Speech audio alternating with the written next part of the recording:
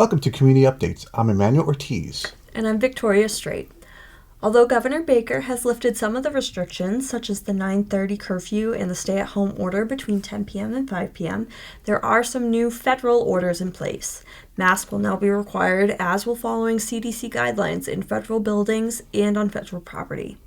Here at SLCT, we are doing all we can to create a safe work environment so we can still provide all of you with community information and be able to safely film government meetings for all of you to view at home. Staff here has split up, with some of us working from home and some of us in either town. Some staff have also taken COVID compliance classes, and we have designated a COVID compliance officer among us who ensures safety protocols are being followed while filming. While Emmanuel and I do film together and we joke all the time that we're just considered one person, we act as if we're in the same household. We want to assure all of you that we are doing what we can to be safe and plan to keep many of these protocols in place for when we do open back up to the public. And with all that, let's just get going on the updates. So on Thursday, February 18th, from 4 to 5 p.m., teens in grades 5 and up are invited to join Conant Public Library for Happy Little Canvases via Zoom. This program will feature a virtual group painting session where participants may paint a subject of their choice on a small canvas. Canvas, easel, paintbrushes, and paint will be available for pickup during curbside pickup hours. Space is limited and registration is required. To register, please call the Conant Public Library at 978-422-6409 between 10 and 6 Monday through Thursday. The Wachusett Area Rotary Club is sponsoring a Valentine's Grab-and-Go lasagna dinner on February 14th. You'll be able to pick up your lasagna at either the Sterling Senior Center, the Holden Senior Center, or the West Boylston Senior Center. You will need to reserve your meal by February 5th, and you can do so by calling 508-210-5570. On Thursday, February 11th, Dare Memorial Library will be holding their adult book discussion at 6:30 p.m. via Zoom. They will be discussing Mr. Dickens and His Carol, a novel of Christmas past by Samantha Silva. You can register by visiting darememoriallibrary.org or by emailing Karen at ksilverthorne@lancasterma.net. The Lancaster Council on Aging is holding another crazy crafternoon to make Valentine's Day cards. The Zoom class will begin on Thursday, February 4th from 2 to 4 p.m. To register, please call 978-733-4076 or email coadmin@lancasterma.net. The next episode of the Lancaster Day of Family series will air on February 22nd on Comcast, Channel 8. The episode will discuss Nathaniel Thayer III's family and homestead. For future schedules, please visit slctv.us, and to catch up on previous episodes, please visit lancasterhistoricalsociety.org. And now we head over to Lex Thomas. Thank you, Victoria and Emmanuel, and really nice to chat with you in the studio, even in this very strange way that we're all doing these days. I am very pleased to have with me today Paula Castner. She is a co-founder of the Seven Bridge Writers Collaborative, and this is a group that has been together for quite some time and offers all kinds of incredible programs. And so, Paula, welcome. And it's lovely, as always, to see you, even in this very strange fashion. Welcome. Thank you, Lex, for having us. Let's start first about talking about Seven Bridge and how this came about and how you are responding to the pandemic. So Seven Bridge Writers Collaborative formed about 7 years ago to fill a hole in central Massachusetts for networking and connecting writers. There's a lot going on in Boston. There's a lot going on in Western Mass, but Central Mass was a little bit of an awkward place because it's a bit of a drive into Boston, a bit of a drive into Amherst, Massachusetts. And so 5 writers got together, started offering one writing group. And over the last 7 years, that writing group has morphed into 7 writing groups that meet 3 times a year for 10-week sessions. I believe we're up to about 7 monthly critique groups. We offer Saturday workshops. We offer classes that meet anywhere from 2 to 6 weeks. We offer open mics. some special programming. It's been exciting to see the numbers grow over the last 7 years. And during the pandemic, our numbers have been growing even more as folks find themselves with extra time because they're not commuting to work, and as folks find themselves needing to process what's happening with the pandemic and our country. And so more folks have been using writing as a method for thinking, reflecting, for finding community. Yeah, I really understand that because as a writer, I do that myself. And, I think you're right. When the pandemic started, of course, everybody was making sourdough bread. I remember reading about that, and after a while, that kind of pales. But people really do need to be able to process this. So it's wonderful to see that the group has grown that way and participation. And I think you were telling me a few minutes ago that you're even getting people now from outside the area because they can do this by Zoom. Yeah, one of the unexpected benefits of the pandemic is that we were forced to go virtual.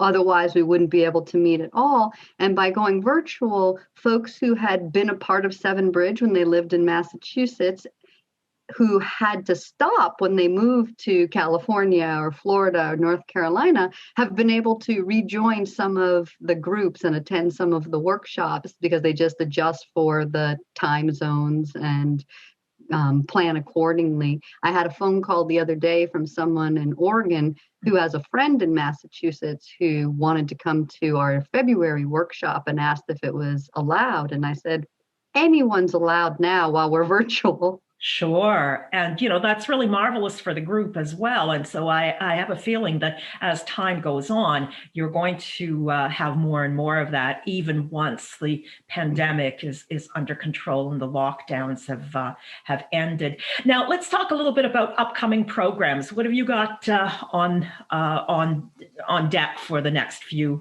months? So we have continued to offer our free Saturday workshops. We do have a workshop in February that is not free because it's a series of mini workshops that are focused primarily on the business side of writing. So we have some experts who will be talking about how to write query letters, how to write pitches, how to find literary agents. And since that information is the type of information most folks would pay at places like Grub Street to get, we are charging a small fee. It's $45 for 3 hour-and-a-half long mini workshops, and folks can register online at our website at sevenbridge.org. But then the remaining months will resume with our free workshops. So March is how to use social media as a writer. And then April, I can't remember exactly. We have coming up the exact order, but we do have a workshop on how to write inspiration for folks who write for places like Chicken Soup for the Soul and inspirational magazines. We also have a workshop coming up about how to write suspense. How do you put suspense and tension into your writing? So those are some of the few that are coming up. We also have some open mics in March and May. Open mics have been fun during the pandemic because people can come on to Zoom, read 5 minutes of a chapter from their novel or a short poem, and we get to interact and be a part of a community. We also, I'm really excited, we have a songwriting class that's going to be offered virtually in April through May. Nancy Bodette is a award-winning folk singer, artist, songwriter, and she has agreed to do a workshop for us. I think it's a 6-week class for folks who've always wanted to learn how to write songs. Now during the pandemic, this is your chance. Absolutely. Now, tell me a little bit about the instructors that you've got. Who are they? How do you find them? And what is the expertise that they bring? So Our facilitators, first of all, are all volunteers, so we just want to give a shout out to them. Seven Bridge, our mission has been to offer as much as we can for free or as low cost as we can. And the only way we can do that is through some grants and then the generosity of writers who share their expertise and their time. So most of our facilitators are folks who are writers, professors of English, folks who have a heart and a yearning for sharing what they have learned over the years in writing. We've actually been excited the last couple of years because we've had folks seeking Seven Bridge out. When we first started, we were looking for writers and networking and trying to get folks who would be willing to facilitate a group or a workshop, through local colleges and universities. But now we have people who email us because they've heard about Seven Bridge. And we just had last year a gentleman who was a retired Boston College professor who said, "Hey, you want me to do a workshop?" We said, "Absolutely. We'd love for you to do a workshop." So these are folks who have knowledge, who have credibility, who've been published, and are just generous with their time. And, it's such a wonderful thing to be able to share because people, I think, people who love to write and people who write sometimes just don't know how to get beyond that. So there's a number of sides to this. There is, of course, first of all, just dealing with that blank page or the blank computer screen and just getting the job done, getting the writing done. And then there's, how do you move beyond that so that you're sharing it with people? And so this gives, the people that have the expertise in it the opportunity to do so. And it gives the participants an opportunity to also share what they're writing. And that's going to help them build their confidence as well. Yeah, and that's why we offer different types of writing programs. So we offer writing groups, which meet in 10-week sessions, which, as I tell people, it's all about the love. It's just designed to help you be inspired and start writing. So folks receive prompts, they write, and then we talk about things that worked, that we liked about it. But then we have critique groups that meet monthly. So once folks have a body of work and they're ready for more, not criticism, but critical feedback, where, you really think about where you might have to change a character or plot or setting. When they're ready for that type of feedback, then they can go to the critique groups where they meet, people read works, and they really do a deep dive into ways to improve the writing. And then the workshops are geared towards helping folks to learn the craft of writing, to improve their craft of writing. And then, as you mentioned, the open mics are where they can share it and just have people appreciate what they've been doing, the work they've been putting into it. And then the classes are more topical deep dives. So, songwriting for 6 weeks. We have coming up in February independent publishing tools. How do you learn what's out there online for when you want to be published? And so those deeper dives are opportunities for people to learn more about what's in the field. Sure. Now, how do people find out about this? Tell us again about what the website is and what's the process for signing up and registering for things. So it's 7bridge.org, very easy, SEVENBRIDGE.org. And on the website, when they click on programs, it's very simple. It says classes, workshops, open mics, and they just click the appropriate one. And currently, because it is COVID, everything's online. So they will notice on the site that because we plan our programming the spring before, that it'll say Lancaster Library or Leominster Library, but everything, of course, is actually online at this point. So if they scroll down past that information, they'll find the links for registering online to receive Zoom links. I also like the fact that your website has a calendar. So, you can just go in there and see what's coming up over the next few months or whatever, because I know I do get emails from you. And as a matter of fact, I am taking the business side of writing program in February, and I am very, very much looking forward to that. And, as you know, and we've discussed many times, like you, I'm a professional writer and I've published a lot. But there's always more more that you can learn.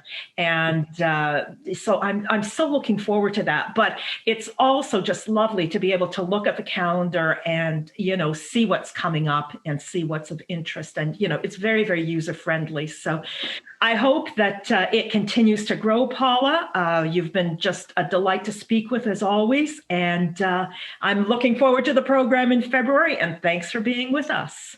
Thanks for having us, Lex. We appreciate it. All right. Now it's back to the studio with Victoria and Emmanuel. And hope everybody's enjoying this fine winter weather that we're having. More snow and nice and cold out. Thank you. Thank you, Lex. On my bookshelf this week is Crocodile on the Sandbank, a historical mystery novel by Elizabeth Peters. It is the first in the Amelia Peabody series of novels that takes place in the late 1800s. Elizabeth Peters' background in Egyptology lends authenticity to the setting. The tone of the novel is humorous to the point of parody and pokes fun at many of the period's mores and stereotypes. In the novel, main character Amelia Peabody is a woman who studies history and archaeology and is suddenly wealthy due to a recent inheritance. The inheritance enables her to travel abroad in order to follow her enthusiasm for antiquities. On her way to Egypt, she meets her new friend, Evelyn Forbes, and the Emerson brothers, and joins their excavation of an ancient city. I don't want to spoil too much of the mystery, but let's say besides Amelia dealing with the nocturnal visitations of a mummy that walks moaning through the desert, she has to help Evelyn with a recent scandal that destroyed her reputation and the bickering and annoyance of Radcliffe Emerson. If you love books about mystery, history, Egypt, and great characters, this is the book for you. Here's a small tidbit that you may not know about. Did you know that Lancaster has a slight connection to one of the greatest songwriters of all time, who wrote the hit love song, Something? When George Harrison needed to take a break for health reasons, he would stay at the Maharishi Ayurveda Health Center in Lancaster, Massachusetts. The health center is no longer around, but in its heyday, visitors will come to learn and apply Eastern medicine and spirituality, which would make sense for George Harrison to visit since he too was a follower of Eastern beliefs. Who knew that there was a celeb hangout in Lancaster back in the day? Well, that's all we have time for community updates. See you next time.